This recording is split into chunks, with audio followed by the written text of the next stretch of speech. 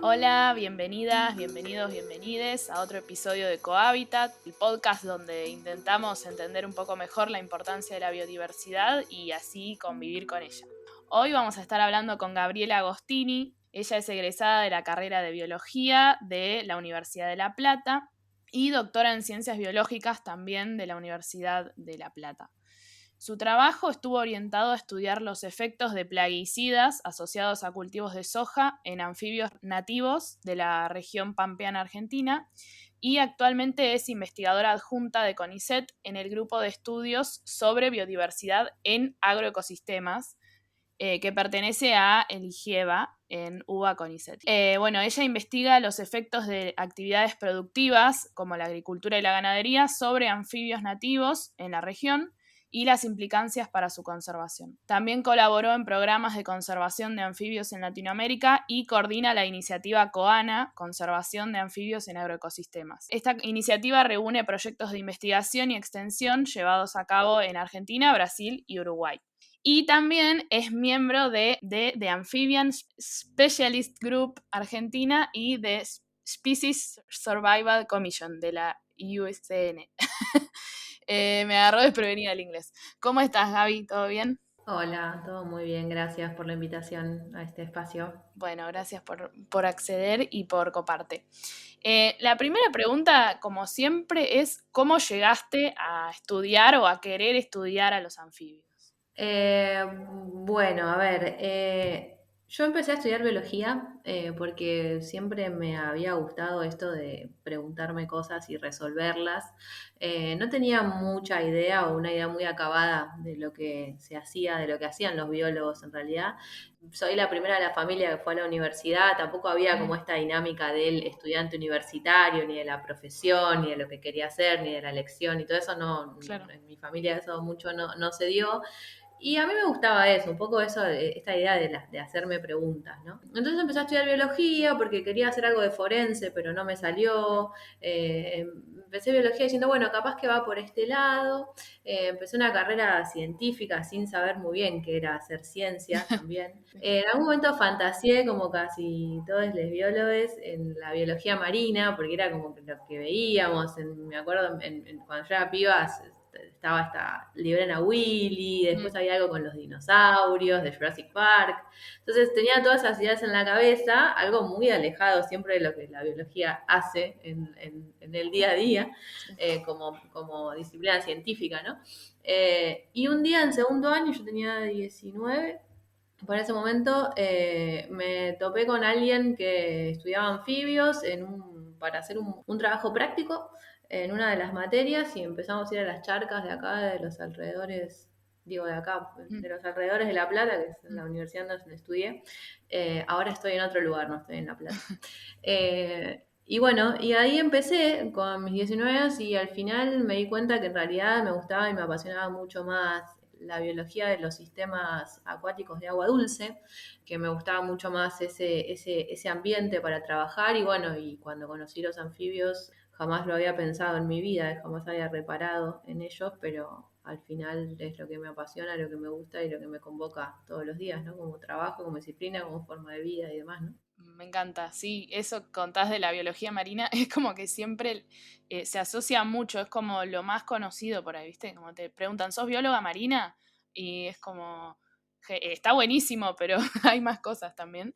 Justo el capítulo anterior, Sí, es el imaginario popular, sí, ¿no? El imaginario popular que entiende que un biólogo quizás hace algo parecido a la biología marina, capaz que porque es lo que vemos en las pelis, ¿no? sí, Pero bueno, la biología es tan amplia que... sí. Bueno, justo en el capítulo anterior hubo una bióloga marina, una grosa de Chile, así que sí, la verdad que es hermosa.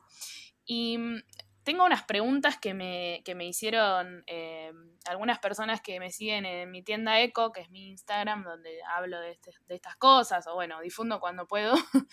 Y, por ejemplo, una pregunta que me hicieron y que a mí me da mucha curiosidad es la diferencia entre sapos y ranas. O sea, ¿son lo mismo? ¿No son lo mismo? Bueno, a ver, sí y no. Sapo y rana es el nombre coloquial que le damos a grupos de animales que no siempre tienen un correlato con sus con la clasificación de estos animales, ¿no? Es Claro. como podemos decir perro, como podemos decir jirafa, ¿no? Ujú. Son nombres coloquiales que le damos a las cosas y que no siempre se condicen con la clasificación en base a la biología y al parentesco que tienen estos animales con otros animales, ¿no? Eh, en general se puede entender que un sapo tiene la piel más verrugosa que las ranas, es una piel un poco más, podríamos decir, más seca, quizás más áspera. Mm. Eh, los sapos también tienen grandes glándulas o aglomeraciones de glándulas en su cabeza, ¿no? Pero las ranas podríamos decir, tienen una piel más lisa, menos verrugosa eh, y más glandular, por lo tanto se la nota al tacto más húmeda. Sin embargo, hay ranas que tienen también su piel un poco más verrugosa Ujú. y no tan húmeda como la rana arquetípica, Ajá. ¿no? Lo podríamos decir. Y también a la inversa, ¿no? Hay sapos que también tienen la piel un poco más lisa y más glandular. Entonces es como una diferencia que le damos coloquialmente para interpretar una realidad que por ahí no se condice tanto con lo que es la clasificación biológica de este grupo de animales, ¿no? Ajá. A veces sí podemos decir, a veces o en general sí podemos decir que los sapos pertenecen a una sola familia dentro de los anuros son las ranas, los sapos y los escuerzos, que es la familia Bufonidae. En esa familia van a estar todos los sapos, ¿sí? Y ese sí tiene entonces digamos, una base clasificatoria de la clasificación biológica de estos animales. Sin embargo, también podés encontrar algunos nombres vernáculos que te llaman, no sé, sapo escuerzo, ¿no? Al Sí. escuerzo a veces, o a otros sapos, el escuerzo no sería un sapo porque no estaría dentro de esta familia Bufonidae. Eh, a veces le dicen sapo escuerzo y no es un sapo, como Ujú. clasificatoriamente hablando, ¿no? Es un poco, esta pregunta me la hace todo el mundo, ¿cuál es la diferencia entre sapo y rana? Bueno, si nos referimos a esas diferencias que refieren a términos coloquiales, son esas las diferencias. Podríamos decir entonces que las ranas tienen piel lisa y más húmeda y los sapos tienen una Ajá. piel más verrugosa y al tacto es un poco más seca, podríamos decir, Bien, ¿no? bien. Eh, Y preguntan si todos los sapos son venenosos. Y supongo que eso también te la deben no, preguntar mucho, ¿no? sí. No, de hecho, no hay sapos venenosos, digamos, ¿no? Esto también tiene que ver con una cuestión de cómo referimos los términos a las cosas, ¿no? Todos los anfibios tienen una piel glandular que secreta sustancias que pueden ser Sí. tóxicas y muy tóxicas, ¿sí? Hay ranas que su secreción puede ser letal para el ser humano, ¿sí? Pero también a veces estas secreciones pueden ser urticantes, también pueden ser, no se pueden tener un mal sabor, entonces los predadores no disfrutan mucho de estar comiéndose una presa con mal sabor. Estas sustancias también pueden ser alucinógenas. Ujú. En general se interpreta como venenoso algo que no lo es, ¿no? Claro. Digamos, no estamos hablando de un veneno neurotóxico de una yarará, por ejemplo, Ujú. ¿no? No obstante, hay especies que son venenosas, que tienen estas secreciones que son altamente tóxicas y pueden generar la muerte de humanos Ujú. incluso. Eh, pero no tenemos ninguna de esas en Argentina. No hay miembros de la familia Enterobatidae, por Claro. ejemplo, que son esas ranas de colores tropicales, de áreas tropicales de América, de Centroamérica. Claro, el No color tenemos. también tiene que ver con eso, ¿no? Con advertir o no siempre. Sí, a veces no. Por ejemplo, el caso del escuerzo del, del pampeano, digamos, tienen un color verde llamativo con manchas rojas que uno podría interpretar que podría tener secreciones venenosas Claro, y no lo es. claro. ¿No? Ujú. En general también se asocian mucho a los rojos, pero no es directamente no es una asociación directa, digamos, ¿no? Ok. Y si a veces vemos a algunos perros, por ejemplo, que están atacando sapos y vemos que le hacen una reacción, que sería como una reacción en las mucosas de la boca. Bueno, eso no es veneno, si fuera veneno Sí, lo estaría matando. sí, Eso es lo que es un mecanismo de defensa que tienen los sapos para liberarse de alguien que lo está queriendo masticar, digamos. claro. Y ciertamente, si yo toco esa secreción y me la paso en los ojos, y probablemente me irrite los ojos o la nariz o las mucosas en la boca, probablemente sea irritante. Pero yo no podríamos decir que es veneno, digamos, No. ¿no?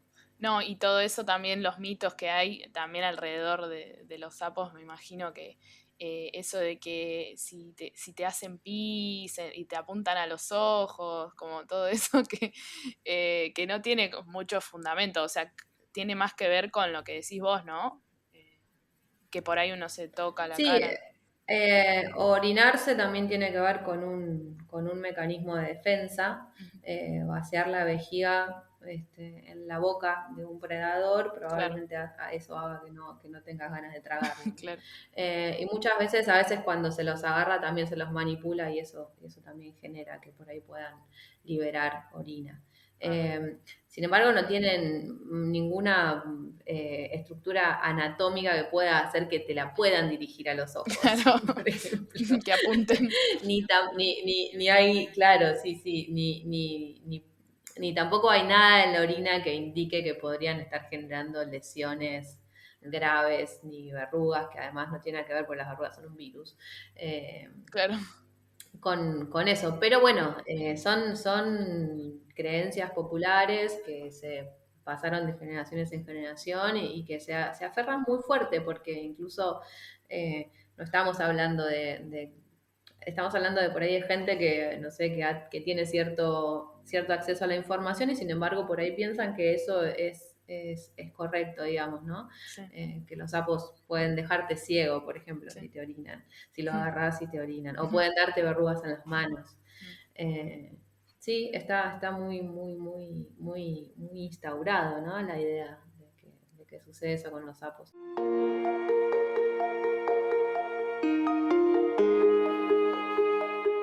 Gaby, vos me comentaste que los anfibios son tu trabajo, tu modo de vida y que para vos son súper importantes y quiero entender un poco más, entonces te voy a plantear un escenario de extinción que seguramente sea muy horrible, pero me costó un montón encima pensarlo porque yo ya estuve pensando para todos los episodios y encima para todos los anfibios del planeta. ¿Qué podría pasar para que se extingan? Bueno, vos trabajás con plaguicidas, así que se me ocurrió que, no sé, alguien desarrolla un nuevo plaguicida, un nuevo herbicida, vamos a decir, que mata malezas, pero es un herbicida que lo venden como algo súper novedoso, que no daña a los animales, pero de alguna manera saltean el test en anfibios. Se olvidan que está, logran saltear ese testeo y resulta que cuando lo empiezan a probar, lo aprueban, cuando lo empiezan a usar en todo el mundo, en poquito tiempo, bueno, se extinguen los anfibios, porque había algo que hacía que se mueran los anfibios. ¿Qué pasaría en un escenario así? Bueno, pasarían muchas cosas. Vamos Que no a pasaría. ver, sí.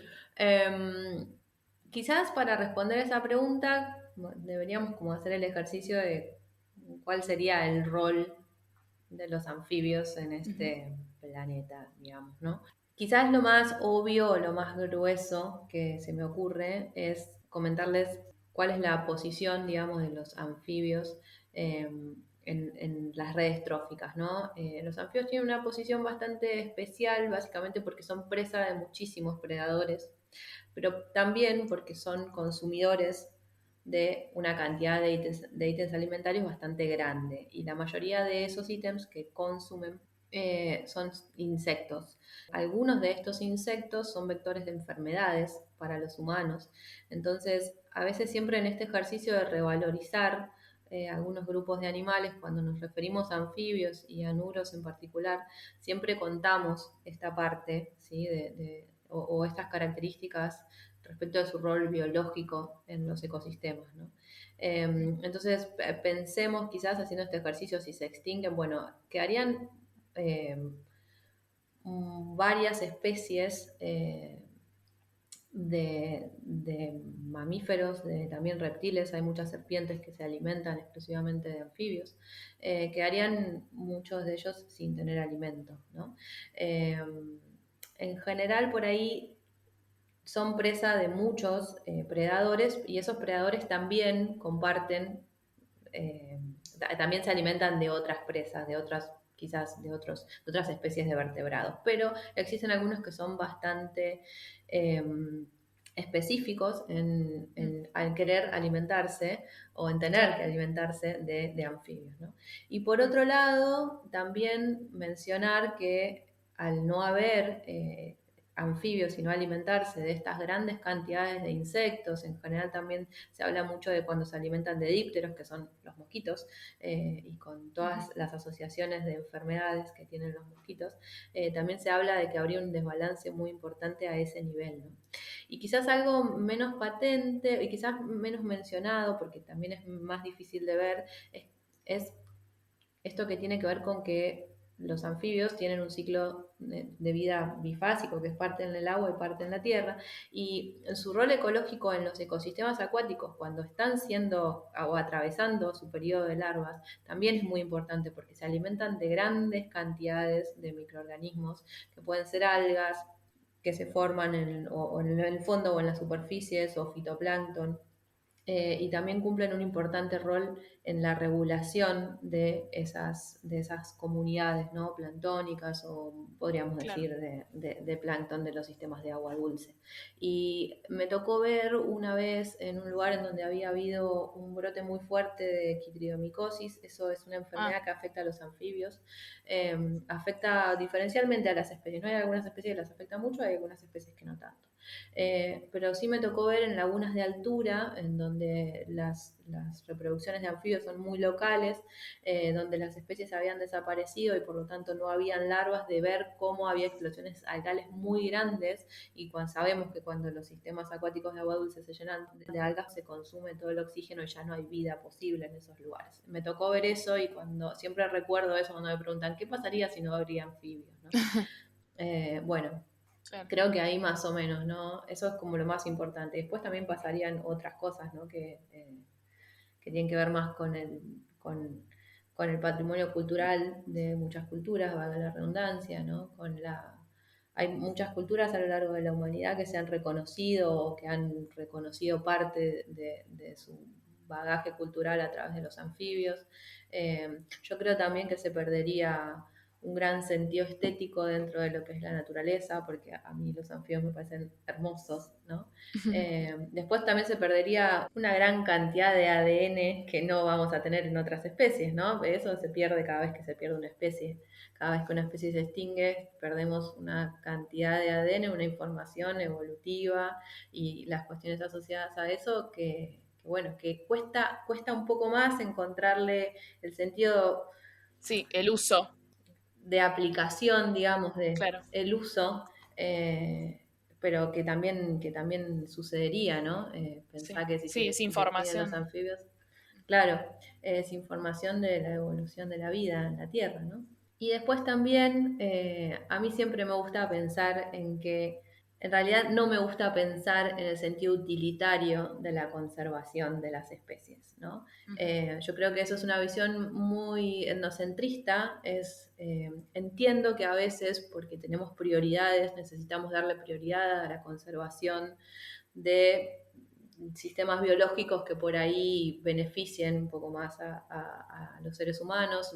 Es una herramienta que podemos usar, pero a mí siempre me gusta pensar como a la conservación, no desde un sentido utilitario, ¿no? Porque si no, estamos queriendo conservar, o le estamos dando fundamentación de conservación a algo que tiene que ver básicamente con cómo me va a servir a mí como humano eso, ¿no? Y a Sí. veces es muy difícil encontrarle esa pata, digamos, ¿no? Mm. Que todo tiene que tener una utilidad para el ser humano, si no, No, no vale la pena. si no, no puedo fundamentar su conservación. Es como un poco, a mí siempre me gusta hacer el ejercicio contrario, ¿no? Bueno, esto está acá porque existía una historia evolutiva que así lo determinó, y entonces ese es el sentido de la conservación, más. más que encontrarle un sentido utilitario, que en general la utilización también va acompañada de, digamos, un valor económico y todo lo que sabemos que después que ocurre de eso, ¿no?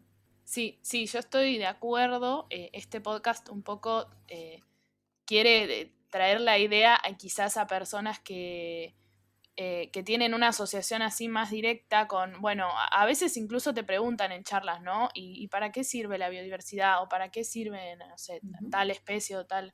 Y vos a veces no sabés qué contestar y quizás a veces está bueno tener alguna respuesta y más allá de que después se pueda aclarar esto, como mirá, no lo queremos conservar solamente por su utilidad, pero además sí, sí dependemos, ¿no? Como de cosas de sus roles, como es estrecha esa relación que tenemos, pero bueno, eh, es egoísta si lo pensamos así. Pero creo que también es un poco necesario tener una explicación. Por eso justamente mencioné esto de cómo son argumentos que son herramientas para poder comunicar, ¿no? Porque claro, de repente por Sí, ahí es un poco más... es un poco más difícil quizás, o un poco más abstracto por ahí, explicar, no sé, el ciclo de carbono sí, en los bosques, ¿no? Es un sí, poco más abstracto y más difícil de comunicar. Sin embargo, si vos encontrás algún otro argumento, podrías tener un mensaje un poco más claro, ¿no? Sin embargo, me parece que siempre a lo último hay que poder darse el espacio de reflexión, de poder decir que la conservación de la biodiversidad tiene que pasar también por otros aspectos, ¿no? tal Porque cual. además la utilidad de algo puede ser que sea útil hoy y no lo sea mañana, o puede ser que mañana nos demos cuenta que determinada especie tenía determinado componente en su piel y que eso servía para sintetizar algún tipo de medicamento. Si Sí, eso se pierde, nunca vamos a poder saber, tal ¿no? cual. Sí. El sentido de la utilidad de algo también es un poco, al fin y al cabo, abstracto, Mm, ¿no? Y útil para quién también, sí. ¿no? Sí, sí, para quién y en qué condiciones y bajo qué, o sea, a costa de qué. Sí, totalmente. Está bueno, ya que vamos a como dar la discusión, dar las dos juntas, como plantear las dos cosas. Bueno, sí, puede ser útil, pero además no solamente lo queremos por eso, sobre todo por ahí cuando, no sé, nosotras estudiamos biología o mucha gente que, no sé, que seguramente esté escuchando sale al campo, le gusta la naturaleza, y por ahí hay personas que no tienen acceso a eso, que se criaron de otra manera, entonces, bueno, también poder como llegar de otra forma a esa gente. Ujú. Eh, bueno, y ahora la parte más real, digamos, es los anfibios son afectados de verdad por estos plaguicidas, o sea, esta cosa hipotética que yo traje, vos la estás estudiando, y esa sería como una de sus amenazas, ¿no? Sí, la contaminación química, así como un paquete grande, ¿no? Contaminación química, porque dentro de Mm, esta contaminación química se incluyen los plaguicidas utilizados en cultivos, pero también estamos incluyendo algunos otros tipos de contaminantes como desechos industriales y sí, algunos otros más, ¿no? Sí, es una de las principales causas de la declinación mundial de anfibios. Esto es para hacer un paréntesis. Los anfibios son el grupo de vertebrados con más especies dentro de alguna categoría de amenaza, ¿no? Esto lo determina IUCN y se cree que más o menos el 42% de todo el grupo estaría teniendo algún problemita mm, para mantener poblaciones estables, ¿no? Entonces, una vez aclarado esto, también podríamos hablar de cuáles serían esas causas que están generando esto que se conoce como el declinio, ¿no? Y bueno, dentro de esas causas existe la contaminación química y la contaminación química por plaguicidas asociados a la industria agrícola es uno de los principales, ¿no? ujú. ¿Y qué otras amenazas tienen ahora los anfibios? Y bueno, o sea, tenemos que mencionar a la pérdida de hábitat. La pérdida de hábitat Sí, es la más extendida por obvias razones y además no afecta solamente a los anfibios, sino a toda la ujú, biodiversidad. sí, Eh, Después existen algunas otras que son particulares, ¿sí? Como esto que mencionaba de la quitridiomicosis, que es una enfermedad infecciosa que afecta a la piel de los anfibios y que se ha demostrado que en algunas regiones del planeta, no tanto en Sudamérica, pero sí quizás en Centroamérica y también en Asia, y en Australia han diezmado poblaciones enteras, ¿no? Y entonces es una preocupación importante dentro de Es la como una herpetología. pandemia de anfibios. Ponele. Sí, es una enfermedad infecciosa. En realidad también, bueno, es parte de esta realidad también que vivimos, ¿no? Y además también tener en cuenta que esta enfermedad, como los otros factores, también pueden actuar en sinergia, quiero decir, también pueden sumar efectos, ¿no? Y en un caso hipotético, tenemos una población que está disminuida en número porque vive en un lugar donde han disminuido su hábitat. Bueno, probablemente si entra o llega el quitridio pueda tener algún efecto un poco más fuerte que en poblaciones estables, ¿no? Eh, esos son casos hipotéticos, ¿no? Sí. Para ejemplificar un poco cómo pueden actuar en sinergia también todas estas Ujú. amenazas, ¿no? Y bueno, después las otras amenazas también, algunas son también se dan para otros grupos de animales, que es eh, las especies exóticas invasoras, por ejemplo, también es otra amenaza que se menciona mucho. Y después también existen otros factores de amenaza, como por ejemplo, no sé, la sobreexplotación, ¿no? Hay especies que son consumidas como alimentos, hay otras que son utilizadas como mascotas.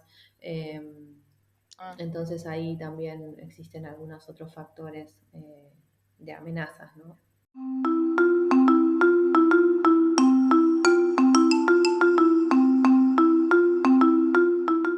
ahora vamos a hablar un poco de tu trabajo. Ya me dijiste que no estás en La Plata, así que creo que sé dónde estás y por qué, pero quiero que lo cuentes.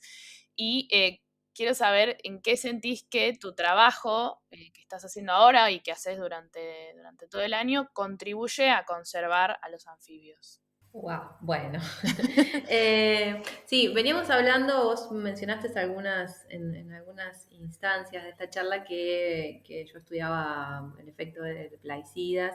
Bueno, eso lo seguimos haciendo, pero en realidad ahora COANA, que es Conservación de Anfibios en Agroecosistemas, está trabajando también con otros aspectos de la producción agroganadera en Argentina. No solamente trabajamos con el efecto de pesticidas, sino también que se trabaja sobre por ahí el efecto de la pérdida de hábitat, el efecto del ganado, la Sí. respuesta a diferentes tipos de cultivos. Bueno, eso son como las líneas de trabajo, ¿no? Eso es como lo que estamos haciendo ahora y lo que hice después de mi tesis, que fue particularmente con plaguicidas. A su vez, dentro de esta iniciativa, nosotros siempre estuvimos trabajando hasta ahora en región pampeana y bueno, si hay una especie que necesitaba cierta atención en términos de conservación era el escuerzo, Ujú. Ceratophrys ornata. Es un animal que a nosotras nos costaba mucho encontrar. eh, de repente empezamos a hablar con la gente, o siempre en realidad hablamos con la gente, porque el esfuerzo siempre fue la figurita difícil de todos los muestreos que hacíamos. Mira. Pero cuando empezabas a hablar con la gente, había personas que lo conocían, sobre todo las personas mayores. Eh, Después había ciertos lugares en donde la aparición del esfuerzo era un poco más frecuente de lo que nosotros esperábamos. Entonces en ese momento dijimos, bueno, ¿qué tal si empezamos a prestar un poco más atención a esta especie? Nosotros trabajamos con ensambles, con grupos de especies, pero nos pareció interesante en ese momento tener otra visión y otras preguntas de investigación que se vincularan ahora sí con una sola especie, que era esa Sí. especie que necesitaba cierta atención. Entonces ahí nace el proyecto Gigante de las Pampas, que es el proyecto que estamos desarrollando y por eso estoy acá en San Clemente del Tuyú. Bien. Y bueno, y ese es un proyecto de conservación que está orientado un poco a prestar atención a ver qué está pasando con las poblaciones argentinas, uruguayas Ujú. y brasileras de Ajá. Ceratophrys ornata, porque es una especie que se distribuye o que por lo menos su distribución histórica indica que tiene poblaciones en esos países, ¿no? Sí, me encanta el nombre del proyecto, Gigante de las Pampas. Es el que me mandaste, bueno, la foto que va a estar en el episodio es un escuerzo, que es súper Exacto, lindo sí. y Sí. súper carismático, sus colores. Sí, es un animal que le fascina a mucha gente, pero que también es bastante odiado y repudiado por mucha otra gente.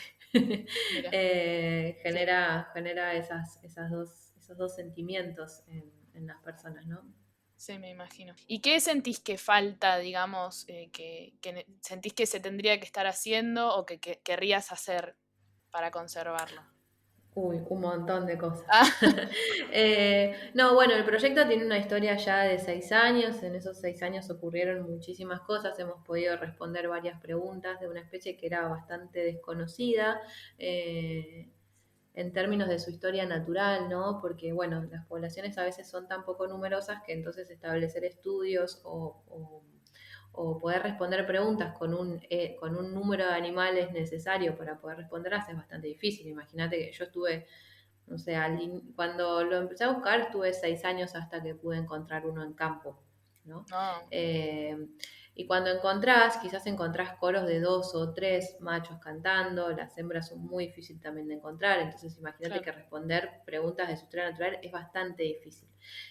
Con el correr del tiempo de este proyecto hemos ido encontrando, por ejemplo, poblaciones que son un poquito más numerosas que las que veníamos encontrando, y eso nos permite responder preguntas y también nos permite establecer cuáles son los objetivos de conservación y las necesidades de conservación para la especie, ¿no? Eh, yo creo que para Ceratophrys ornata lo que nos está haciendo falta es poder conservar, y te voy a decir algo que es muy grande, pero lo que nos está haciendo falta es poder conservar el pastizal pampeano, que está absolutamente intervenido por una historia de modificación del paisaje por actividades agroganaderas desde hace 500 años, eh, que además está sembrado de soja y que además tiene los centros urbanos más importantes del país. Mm. ¿Qué le hace falta a Ceratophrys ornata? Pastizal pampeano. Y Y a necesitamos muchas, poder conservar eso. sí, a muchas especies también de aves, va, no sé, yo soy fan del pastizal y está muy Ujú. poco protegido, o sea, como que era lo primero que se usaba para todo, ¿no? Sí, cuenta con que al final parece como una maldición de que son Sí, tierras sumamente productivas, que sirven para otras cosas y para fines productivos básicamente y poco para alojar a las especies nativas del pastizal, ¿no? Así que si vos me preguntás qué hace falta hacer, y hacen falta más tierras con pastizal protegido. Eso es lo que bien, necesitamos. buen mensaje. Que se mande ahí a la audiencia. Al Eh, universo. sí, No, existen algunas otras estrategias que son un poquito quizás más realistas que mandar los mensajes al universo, que tienen que ver con, por ejemplo, con trabajar en coordinación con ONGs y también en trabajar en coordinación con el sector privado, con el sector productivo. También el gran problema que tenemos es que la mayoría de las tierras son privadas, por lo tanto, eh, una estrategia de conservación tiene que sí o sí involucrar a actores del sector privado, más allá del sector gubernamental, que es quien tendría que regular de alguna sí. manera estas necesidades, ¿no? Mm, Y atenderlas. Pero yo creo que no es algo como que es algo que puede lograrse, por lo menos a pequeña escala. Ceratophrys ornata tiene una distribución en toda la región pampeana. Nosotros no estamos pensando en una estrategia de conservación de tierras que abarque la región pampeana, porque eso quizás estaría un poco alejado de las realidades que tenemos en estos momentos del país, claro. tanto económicas, sociales.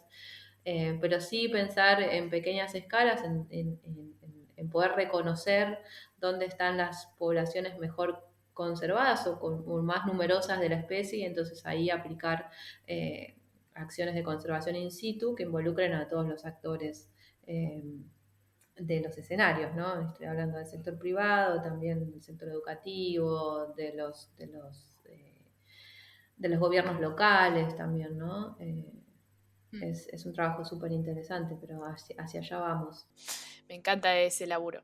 Tengo unas preguntas más que tienen que ver con alguna reflexión tuya que nos quieras dar. ¿Qué podemos hacer nosotros, los simples mortales que no estamos estudiando anfibios en nuestras casas?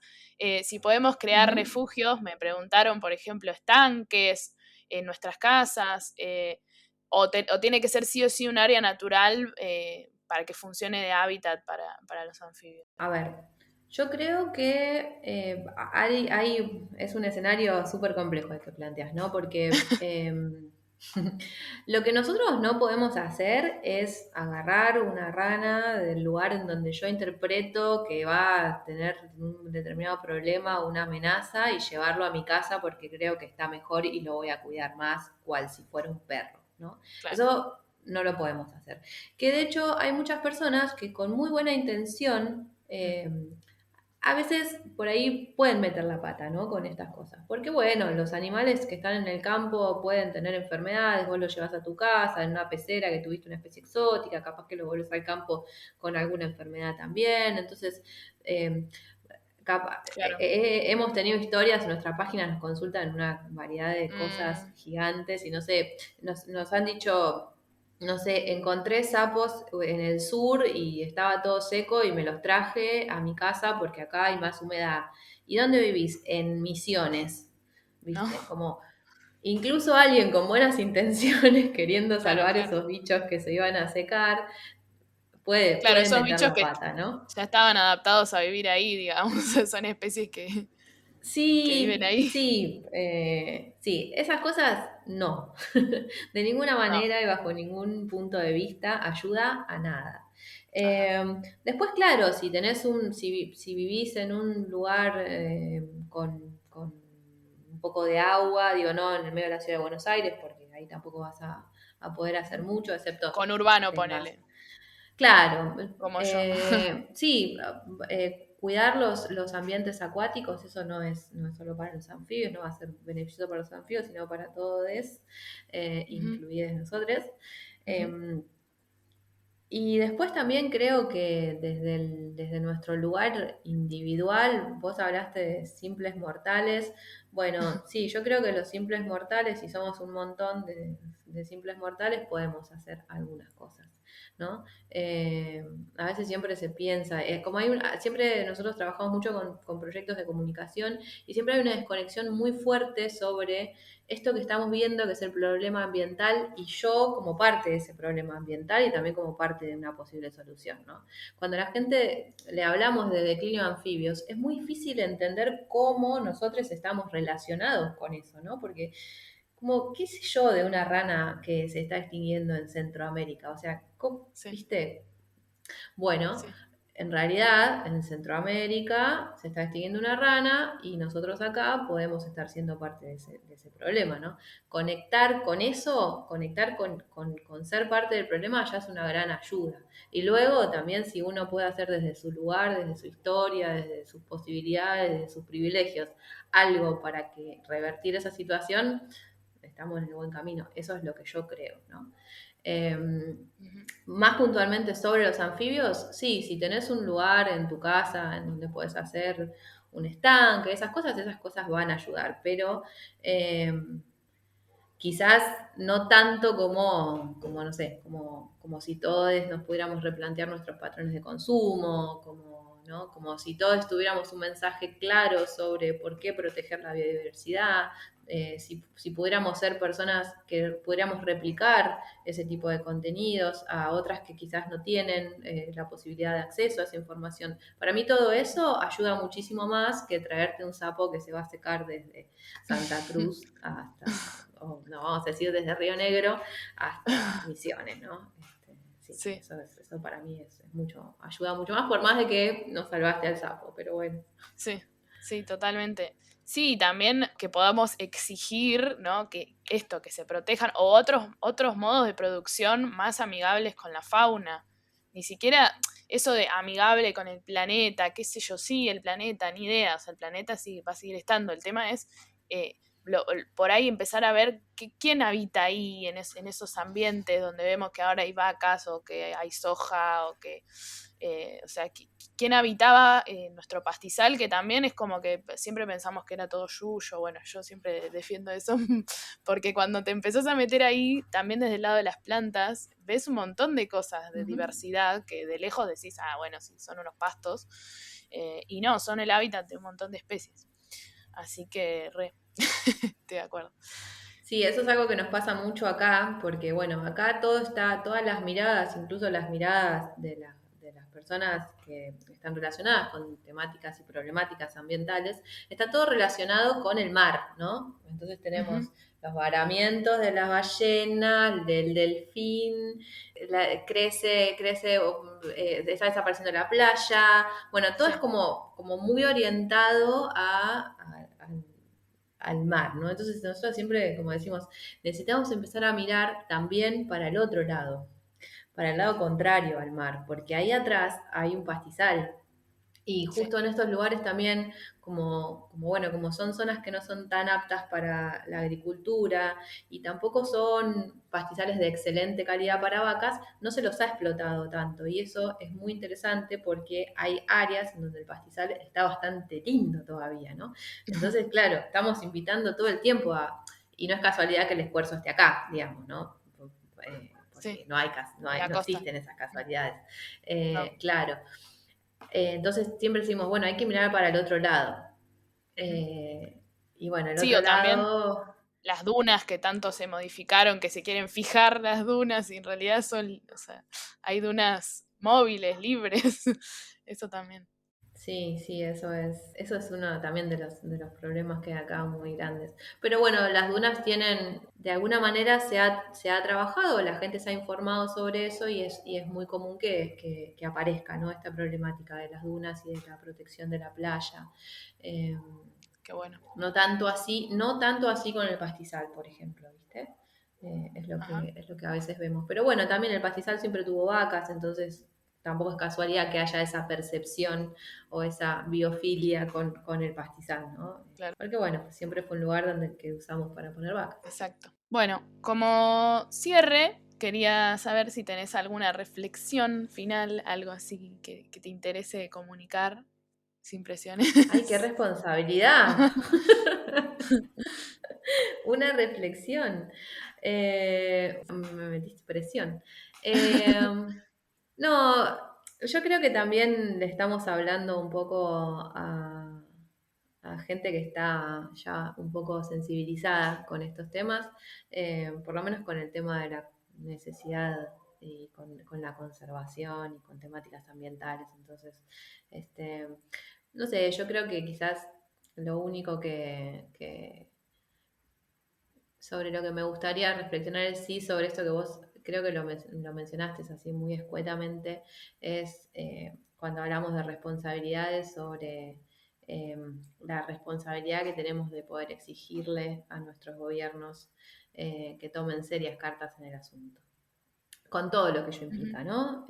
Con reforzar la educación, con el acceso a las posibilidades de toda la población, con el acceso al alimento de toda la población, con el apoyo a la investigación científica, que al fin y al cabo es quizás la masa madre de muchas de estas iniciativas. No creo que sea la única, pero sí lo que vemos, yo no sé si está bien o está mal, no tengo una postura muy acabada sobre esto, pero la mayoría de, de los proyectos de conservación están siendo dirigidos o pensados o tienen una cabeza que viene de la academia. Esto podríamos discutirlo también, podríamos tener otro Sí. podcast discutiendo esto, qué significa eso, ¿no? Pero también me parece que el reclamo a las autoridades para reforzar los sistemas científicos también es parte de nuestro ejercicio diario, ¿no? De pensar un mundo mejor, ¿no?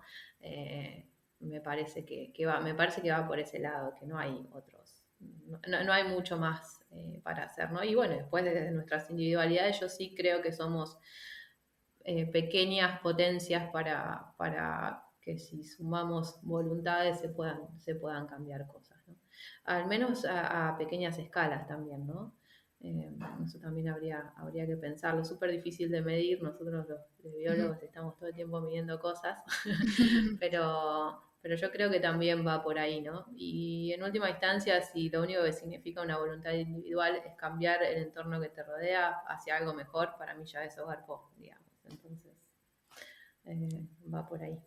Totalmente, estoy de acuerdo. Bueno, muchas gracias, Gaby, por haber venido virtualmente al podcast, por haber participado. Me encantó tenerte. Bueno, gracias. A quienes estén escuchando, gracias por estar ahí. Si se perdieron los demás episodios, les invito a que los escuchen. Ya hablamos de aves, de murciélagos, de plantas nativas, de algas. Estuvieron muy interesantes. Y en el próximo episodio vamos a volver un poco al agua y vamos a estar hablando de qué haríamos sin los peces. Así que nos escuchamos ahí.